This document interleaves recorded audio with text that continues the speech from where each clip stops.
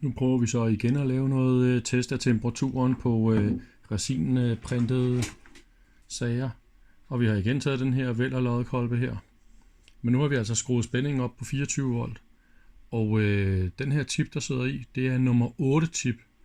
Så det vil sige, nu er der 425 grader på chippen her. Man kan faktisk høre på videoen, at en gang imellem så siger den klik.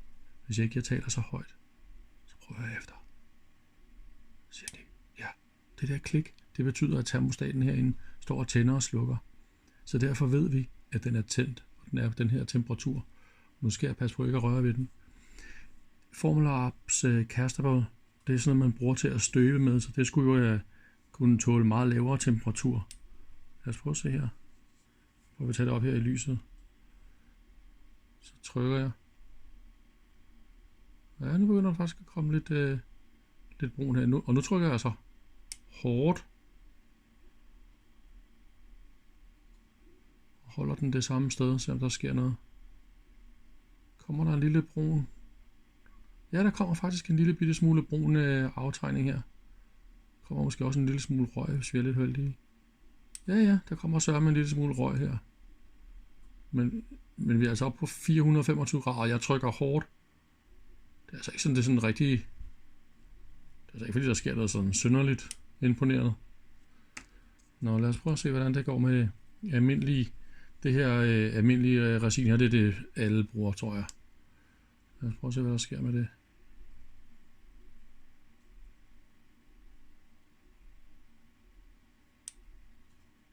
Der kommer i hvert fald ikke noget røg. Der kommer en lille bitte smule røg og en lille bitte brun mærke.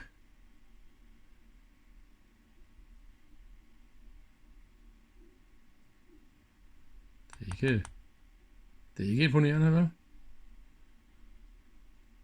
Hvis vi til sammenligning tager sådan et almindeligt stykke PLA, som vi har printet,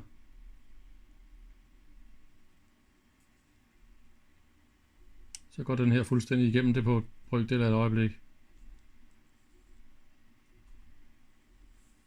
Med røg og damp og stank selvfølgelig. Så det tåler i hvert fald ikke nogen temperatur. Puh, hvad?